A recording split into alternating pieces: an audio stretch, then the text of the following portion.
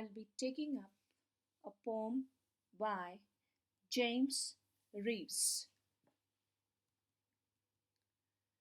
The Sea by James Reeves. Before taking up the poem or analyzing the poem, let's take a brief look into the life history of the poet James Reeves. James Reeves, he was born on 1st July 1909 and died on 1st May 1978. He was a British writer and he wrote poetry, plays, and children's literature. So today we'll be taking up a very beautiful poem, The Sea by James Reeves. This poem depicts nature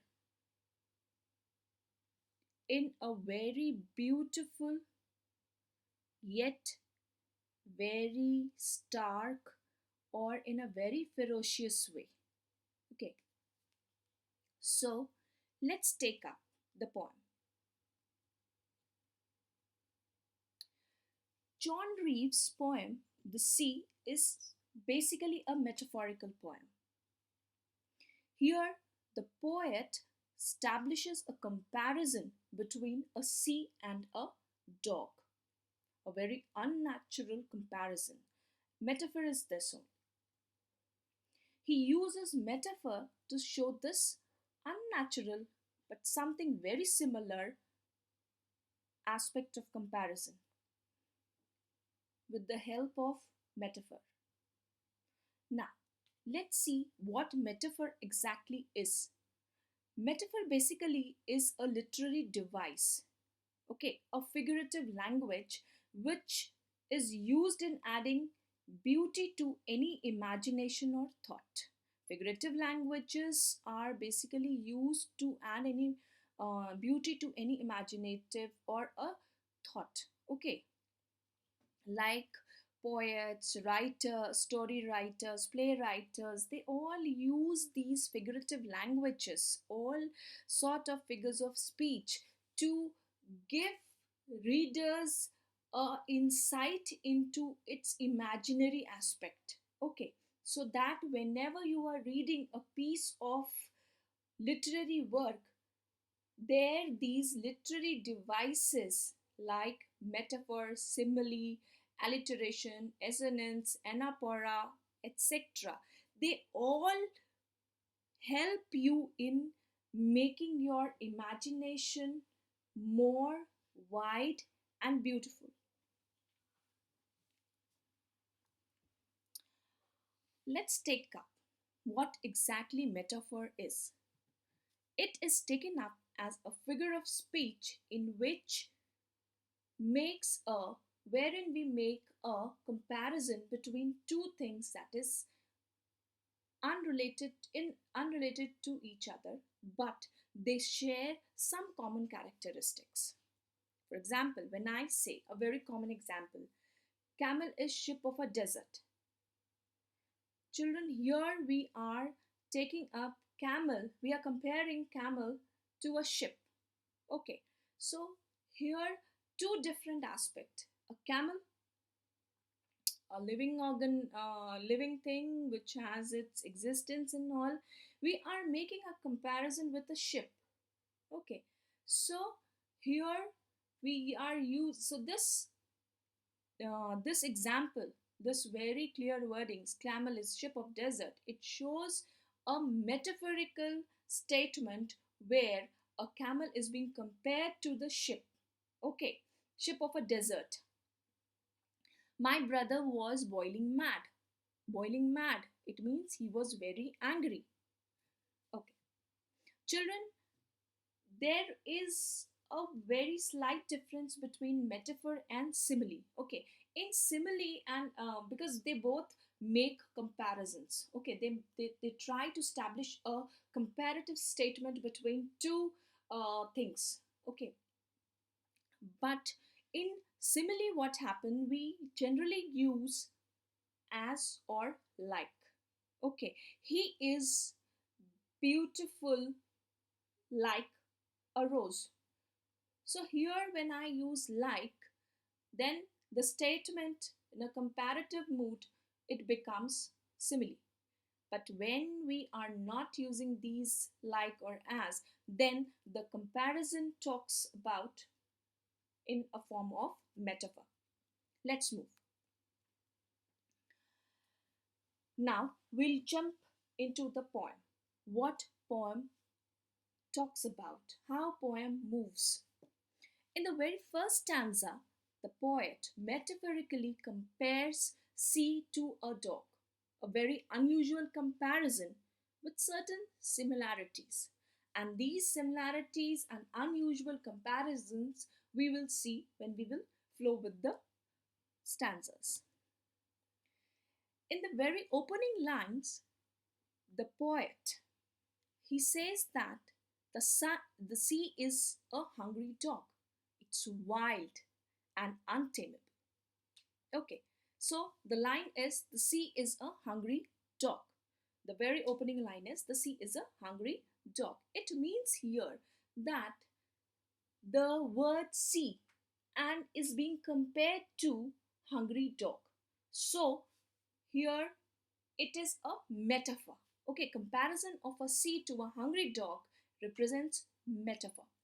Here the poet wants to say that the sea is wild and untamable, unpredictable like a dog. Okay, when a dog is very like a hungry dog, because when a dog is hungry, you cannot predict that what his nature will be. He'll be very wild, he'll be just looking for food, from where he'll get the food.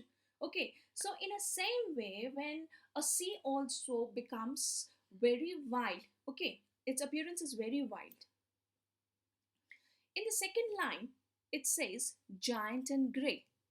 Children, here giant and grey is alliteration, where we use uh, two consonant when consonant alphabets are consecutively repeated.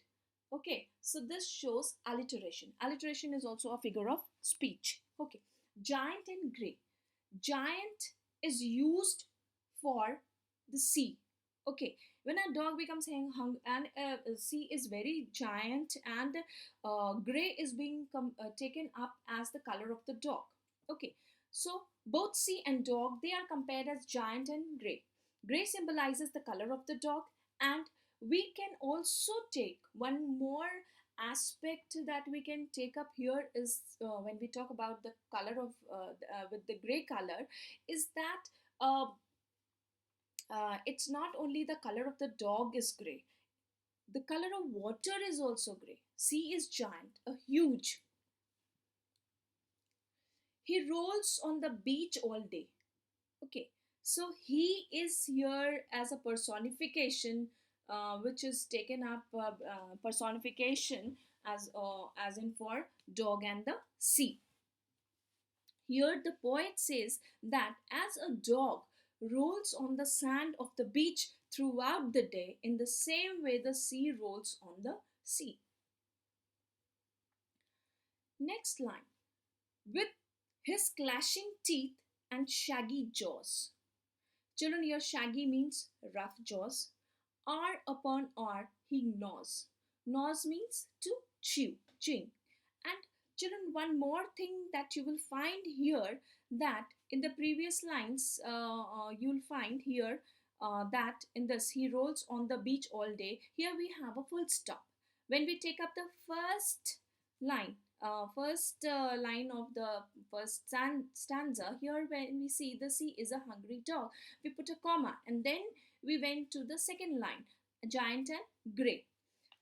But in this line here we see with this his clashing teeth and shaggy jaws, there is no comma. In the first line of this poem, there is here in this line there is no comma, full stop, nothing. And when we come to the second line of this, R upon he gnaws. Okay, So here also there is nothing. So this means this means that this is known as running lines. Okay, there is uh, no punctuation mark is used to show whether the line is in continuity, something is being spoken more for further about, or the line comes to a stop. So here this is known as running lines here. And now let's see what the poet wants to speak here. He wants to speak here. He talks that about the sharp teeth of the dog and how he carries the action of chewing for hours. Okay, now take up next line. The rumbling, tumbling stones. Rumbling and tumbling is assonance. Okay, here these two, rumbling and tumbling, it is used in assonance. Assonance is repetition of two or more same vowel sounds. Here, rumble, R, U, U, U, tumble, U. So these are two vowel sounds which are being used repetitively. They are also giving a rhyming sense also. Okay, rumbling, tumbling, and bones, bones, bones. This sentence, repetitive use of bones, bones, bones, it is a alliteration. Alliteration is what? Repetition of close consonant sounds. It means that repetitive of B, B, B. Very consecutively, we are using repetitive consonants. Okay. So what it says? The poet says that here C chews the stones. As a dog spends chewing bones for hours and hours, in the same way C chews stones. Children, here you will find repetitive use of bones and bones. The reason behind is that when a dog is hungry, he madly looks for bones everywhere. Okay, so this hunger is shown through these words, bones, bones. Okay, why when you just listen to the word, or see here how these bones, bones, bones are being used, it very straightforward gives you an image that in front of you, that a dog who is totally hungry, he is in he's badly hungry, and he is looking for something to eat. So he's just sniffing here and there and looking for bones. So the words bones, bones, bones, this alliteration, this shows that the how much hungry the dog is. Similarly, C is taken as hitting at stones continuously. When the poet says here that rumbling, tumbling stones, this means that the C is continuously hitting the stone. In a sea beach, you would have always seen that on a sea beach, the sea, it continuously comes with a huge force and hits on the stone. Okay, and this action of it is being done repetitively. Okay, it repetitively does and do that action of coming with a great force and hitting at the stone. So what? So that there he is trying to somewhere move that stone from there. He is looking for that uh, uh, uh, for uh, for that solution. Okay, for the food that because for food, dog is running and he is looking for that bone as a food. But here the C is continuously and repetitively hitting at the stone to show that he wants to just displace that stone from there. That's why he's doing it regularly. That is the hunger of the C, to displace the stone. Okay. um okay, now, so C takes hitting as stones continuous. Children, you all have already seen that at sea beach, C continuously, repetitively hits on the stone lying on the beaches, as I just now explained. This shows the hunger of a sea. If we try to imply C's behavior, it shows that C does not get tired despite regular attempts of hitting on the stone. Human beings should also not be tired in making its effort to achieve something in life. Okay, so exactly in very simple words, what I want to say, that the sea does that the sea regularly repetitively hits on the stone. Its motto is to displace the stone. That is hunger. Okay, उसकी वो भूख है कि वो किस तरह से कितनी बार रेपिटेटिवली उस स्टोन पे फोर्सफुली अपना फोर्स अप्लाई करे ताकि स्टोन वहाँ से डिस्प्लेस हो जाए. ठीक उसी तरह से ह्यूमन बींग्स को भी अपने लाइफ में कुछ भी एम या अपने गोल को अचीव करने के लिए they should continuously persist on trying and trying. Okay, now let's see next line. The giant sea dog moans, licking his greasy paws. Okay. Here, the poet makes comparison of dog with the tide. When the dog is hungry and do not find anything to eat, what he does? He simply licks his paws. Tidal waves are compared to the wide mouth of the dog. Greasy paws. Why do we say greasy paws? Because when the dog licks his paws, it becomes wet. In the same way, when the tide or sea touches the sand, sand becomes wet. The tidal waves appears like the mourning dog's mouth. The dog does not find anything to eat. So what he will do? He will moan is basically a sound which they take out when they are either very hungry, in pain, or something. The sound which they produce. So in the same way, when the tidal waves they are hitting the shore and the way their movement takes place, so it's being taken up as the mourning dogs. How the dog, when the dog moans, they open their mouth wide open. In the same way, when the tide comes, the sea opens its mouth in a huge wide way. Children, okay, fine. So in the children, that here in the very first stanza, the poet has used the imagery of a sea and a hungry dog. Okay, it's imagery. So what imagery exactly is? Imagery is also a figurative language which is used to make a reader clearly imagine what the poet or the literary pen wants to write. ठीक है, क्या किसी poet, किसी writer, playwright के imagination को clearly हम reader imagine कर सकें while reading a piece of work. कोई भी लिटरेरी वर्क को हम रीड करते वक्त जब उसको परसीव करें, तो उसके लिए ये लिटरेरी और imaginary words, figuratively words use किए जाते हैं. Okay, in my next class I will deal with the second stanza.